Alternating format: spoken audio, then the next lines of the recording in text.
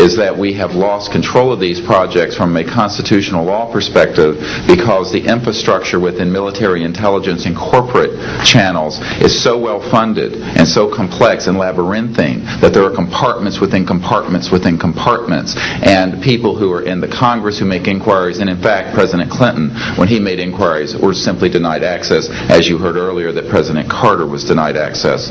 On your other question, I would say that in terms of profiting from the status quo, big oil, there are certain geopolitical and financial infrastructures that would not welcome a definitive replacement to the fossil fuels. I will tell you, and we can prove this with other scientists who are ready to come forward, that we already have a complete replacement for any fossil fuels or ionizing nuclear power plants. We don't need them.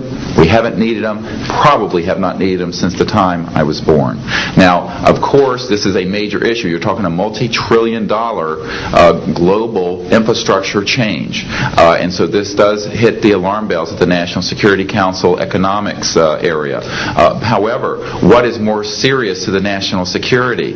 Keeping the status quo or letting ourselves go into a global ecosystem collapse and running out of fossil fuels and having massive rolling blackouts, not just in California, but globally. We have got to do something about this, and soon, and that's why we are advocating open hearings in the Congress. Other media, please. Yes, sir. I just want to know if anybody at the UN is looking into this. I personally met with Boutros Ghali's wife, Aliyah Ghali, who said that her husband was quite concerned about this. This was in the 1990s. Since then, we know that there have been other people at the UN who have made inquiries. The problem is the UN has no mandate to deal with this. It needs to be given a mandate from its constituent member nations. And I think that the public and the member nations need to ask that the United Nations get involved with this. This is an international peace issue and an international security issue, and it should be taken up by the UN Security Council, and of course we are recommending that as well. Yes, sir. So I think my question is actually to Clifford Stone. You said that you had seen aliens on a craft that had crashed. I wondered if you could describe what they looked like. I could, but it would probably take a whole lot of time. The reason I state that, when I got out in 1989, we had cataloged 57 different species. You have individuals that look very much like you and myself that could walk among us and you wouldn't even notice the difference, except for some of the things that they might be able to go ahead, even in a dark room, and touch an object and go ahead and identify what color that object might be. They would have a heightened sense of smell, sight, hearing. The situation is that you have various types of what we normally call grays. We didn't call them grays in the military, but you had at least 3 types of the grays. You had some that were much taller than we were. The unique thing that I'd like to point out for the most part is that the entities that we did catalog were in fact humanoid. Now this created a situation where the scientific community was trying to figure out why that would be the case, because you would expect that if life evolved on other planets that they would take on some type of other being, so to speak, not necessarily look humanoid or be bipedal such as we are. But apparently we got quite a few of the species out there that are humanoid in appearance, and that creates a question that yet has to be answered by science. Yes, and as I call on you, please state the news agency that you were with. Yes, ma'am. Deanne Davis with United Press International. Could you please address the vehicle that there was a drawing displayed of? Why would this vehicle be on display at an air show? What is the power source that you are asserting is going to be so very useful? And how can you determine that this vehicle is not something that is being developed, by a government agency? In fact, I think that was the testimony. This is an alien reproduction vehicle, and just to be clear, this means that it is based on advanced anti-gravity and zero-point energy propulsion systems. Those are the propulsion systems.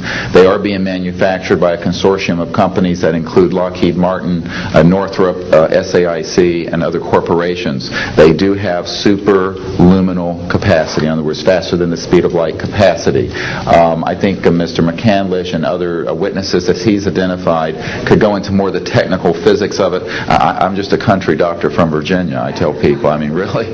And but this is actually what is the reason it's called alien reproduction vehicle is that it's based on the study of extraterrestrial vehicles, but it is manufactured by human military intelligence, aerospace contracting arrangements. And this is very important. It means that we, Homo sapiens, have the ability to access this so-called zero-point field of energy, which is the ambient field of energy from which all matter and energy is fluxing, and can access that energy and generate all the power we need to run this planet without fossil fuels or pollution.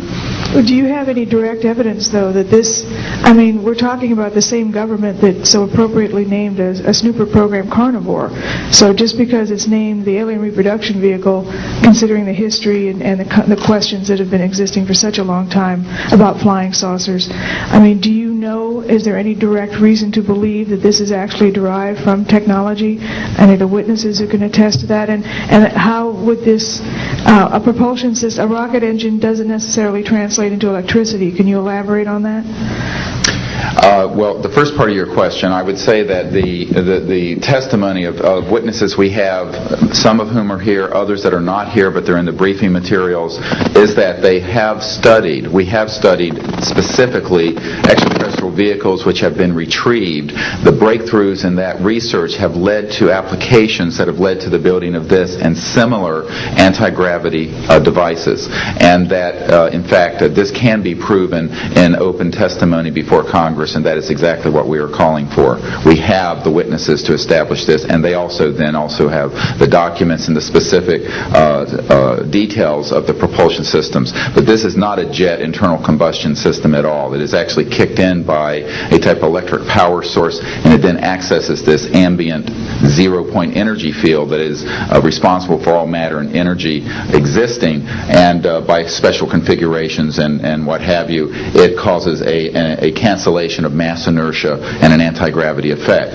And this is a complex technical discussion which is probably beyond the scope of this conference, but we have materials in the briefing document that we can provide you with references to people who have studied the anti-gravity effect as far back as certainly the 1950s. We have one witness who said that his family was connected to the RAND Corporation, and that by the mid-1950s that more money had been spent on anti-gravity propulsion systems than the totality of the Manhattan Project. So yes, we can establish those elements. Other questions? Thank you. My name is Murray Felsher. I publish a newsletter downstairs here called the Washington Remote Sensing Letter that deals with reconnaissance and surveillance of the Earth from space. My question is this. Since 1972, with the launch of Landsat 1, and now with the launch of commercial space imagery, there are some archived, I would say, upwards of 35 million photographs of the Earth from space, and not one of them has shown a flying saucer. Are you suggesting that these have been airbrushed out?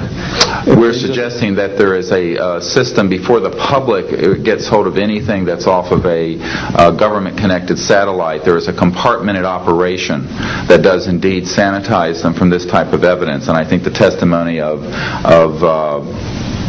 the gentleman who was with the Defense Intelligence Agency, Mr. Maynard, Ms. Hare, and others would substantiate that. We have other witnesses who have been involved in projects where such items have been sanitized out. It could also be that if you did a thorough search, you might find a few that slipped through. We obviously haven't had the research dollars to go through all the millions of images that are cataloged to look for them, but we do know there's been a very thorough sanitizing of this. And people should not be naive about the extent to which covert programs using billions of our tax tax dollars, have been able to effectively hide this. This is one of the sort of myths of both the media and the public. It's sort of a Pollyanna myth that we live in a society where such things could not be done. In fact, they are done, and we can prove that they have been done.